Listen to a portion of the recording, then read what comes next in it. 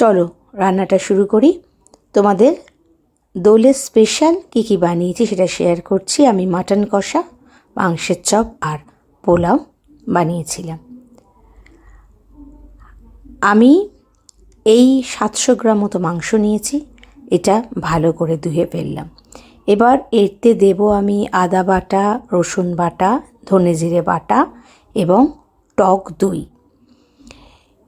দিয়ে আমি এটা রেখে দেব ফ্রিজে এবং সকালবেলা এটা মাংসটা করব। এই যে এর মধ্যে আদা রসুন বাটা দিলাম, তার মধ্যে ধনে জিরে বাটা আর টক দই, আর কিচ্ছু না। এটা দিয়ে ভালো করে মাখিয়ে আমি মাংসটা রেখে দিলাম। এবার সকালবেলা মাংসটা বানাবো, আমার সঙ্গে থাকো। হোলির দিন সকালে কিভাবে মাংস বানিয়েছি আর বাকি খাবারগুলো বানিয়েছি সেটা তোমাদের শেয়ার করব। তার জন্য কিন্তু পুরো ভিডিওটা দেখতে হবে এবং সঙ্গে থাকতে হবে।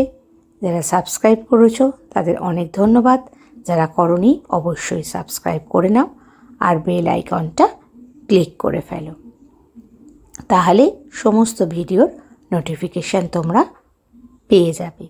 আর আমি বলেছিলাম যে দোলের বেশ কিছু ব্লগ নিয়ে আসবো, তো এটা আমার ফুড ব্লগ হোলি স্পেশাল, যার মধ্যে থাকবে মাটন কষা, পোলাও আর মাটন চপ।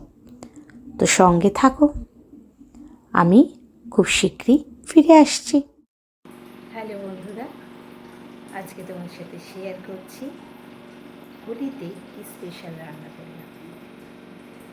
যে আমার বাড়িতে আমাকে কাজে সাহায্য করে, তার তো হোলিতে ছুটি, আমি একমাত্র বাড়ির কাজের মেয়ে এখন, মানে আজকের জন্য। তো ভালোবেসে পরিবারের সবার জন্য রান্না করছি আজকে। সঙ্গে থাকো, শেয়ার করছি।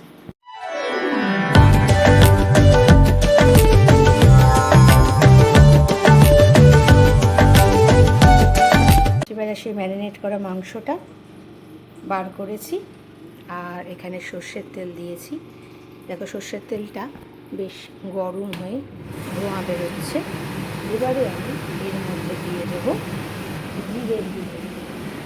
এর মধ্যে আমি আন্দাজ মতো দিচ্ছি, তোমরা 1 টিস্পুন মতো জিরের গুঁড়ো এর মধ্যে দিয়ে দেবো।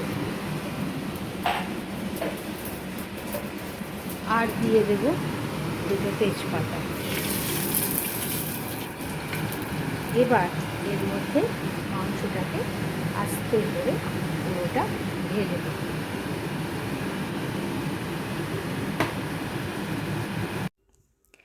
কড়াইতে মাংসটা পুরোটা দিয়ে দিয়েছি। এবার এর মধ্যে নুন দেব। কালকে ম্যারিনেট করার সময় রাত্রিবেলা নুন দিইনি, কারণ একটু জল বেরোয় বলে। আর এর সাথে অ্যাড করছি হলুদ। যদি কেউ ঝাল খেতে চাও তাহলে অবশ্যই তারা লঙ্কার গুঁড়ো এর মধ্যে অ্যাড করে দেবে। আর আমি এর মধ্যে দেব ধনের গুঁড়ো। যারা ঝাল খেতে চাও লঙ্কা বাটাও দিতে পারো। এই কষার সময় দিলেই কিন্তু ভালো গন্ধ আসবে এবং স্বাদ আসবে। কিন্তু আমি সমস্ত ফুড ব্লগেই বলি যে আমরা একদম যেহেতু ঝাল খেতে পারি না, তাই একদমই লঙ্কা বা লঙ্কার গুঁড়ো কোনোটাই ইউজ করি না।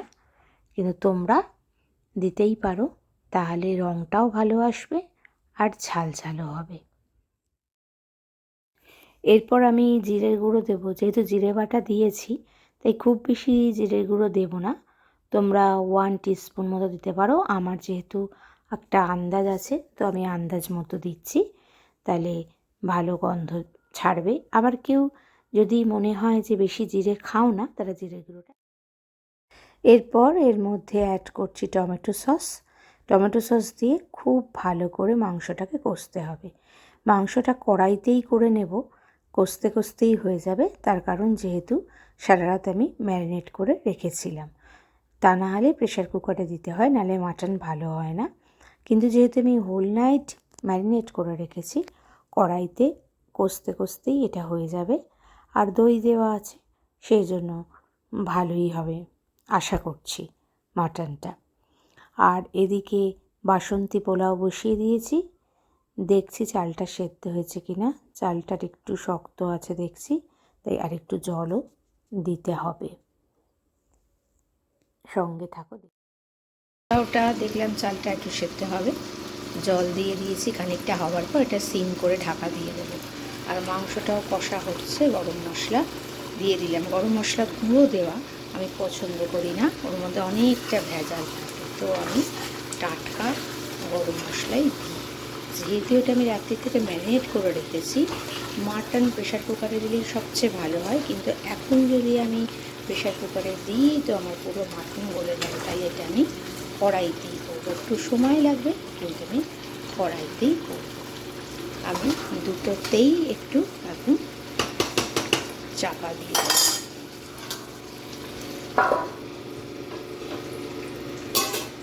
পোলাওটাও দিলাম চাপা। কষা হয়ে গেছে ভালো করে, এটাকে এখন জল দিয়ে দিই, দিয়ে আবার এটাকে চাপা দিয়ে দেবো। আর এদিকে পোলাওটা হয়ে গেছে, এটা এখন সিমে থাকবে, তাহলে রেডি হয়ে যাবে। সঙ্গে থাকো, পুরো ভিডিওটা দেখো। মাংস রেডি হয়ে গেছে, কাঁচের পাত্রে ঢেলেও নিয়েছি। বাসন্তী পোলাওটাও হয়ে গেছে। এবারে মাংসর চপটা তৈরি করবো বলে বড় বড় আলু কেটে সেদ্ধ করে নিয়েছি। আর মাংসের কিমা মানে মাটন কিমা শুকনো একদম কষা করে দেখো তৈরি করে রেখেছি। এবার আলুটার মধ্যে নুন দিয়ে খুব ভালো করে চটকে নেব। বেশ ভালো করে মিহি করে চটকে নিতে হবে, না হলে কিন্তু ভালো করে গড়া যাবে না। এই মাংসের চপটার একটা বিশেষত্ব হলো, এই মাংসের চপটার যে ভেতরে মাংসর পুরটা থাকবে আর বাইরে কিন্তু থাকবে আলুর মোটা একটা কোটিং। তো সেই জন্য দেখো আলুটা নুন দিয়ে ভালো করে চটকে নিয়েছি। এইবার ওই আলুর মধ্যে কিমার পুর মানে মাটনের যে কিমা করে রেখেছি ওইটার পুর দিয়ে আস্তে আস্তে চপটা গড়ছি। তারপর বেসনের গোলা করব। বেসনের গোলা করে বিস্কুটের গুঁড়ো দিয়ে ভাজবো। তো আমার বিস্কুটের গুঁড়োটা শেষ হয়ে গেছে, তো আমি শুধু বেসনের গোলা দিয়েই আজকে ভাজছি।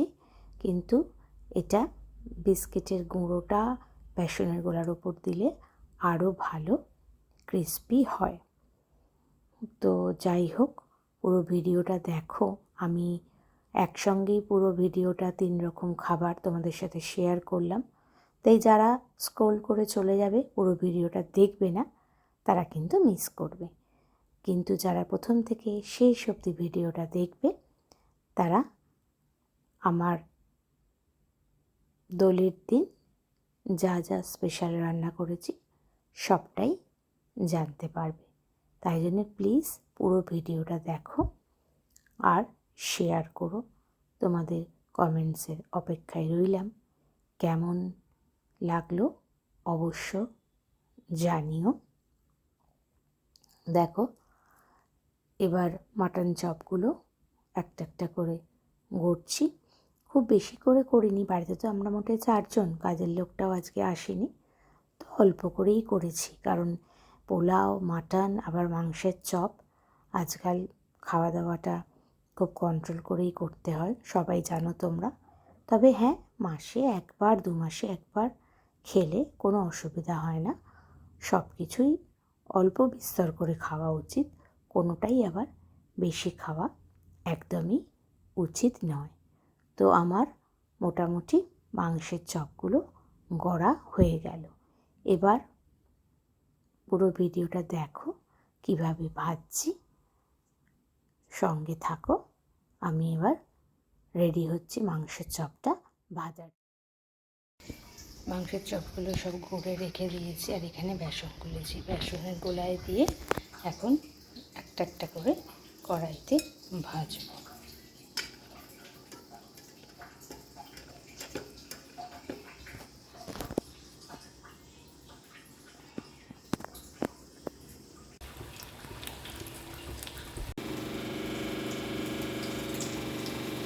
মাটন চাপ হয়ে গেছে, স্যালাডও কেটে ফেলেছি, আমরা অনিয়ন খাই না তাই শুধু কিউকাম্বার। চলো এবার সবাই খেতে দিয়ে দিই পোলাও, মাংস কষা আর মাংসের চপ। তোমাদের সবাইকে আবার জানাই হ্যাপি হোলি 2025। আমার এই ফুড ব্লগটা কেমন লাগলো অবশ্যই জানিও। ভালো লাগলে প্লিজ সাবস্ক্রাইব অ্যান্ড শেয়ার। তোমাদের কমেন্টসের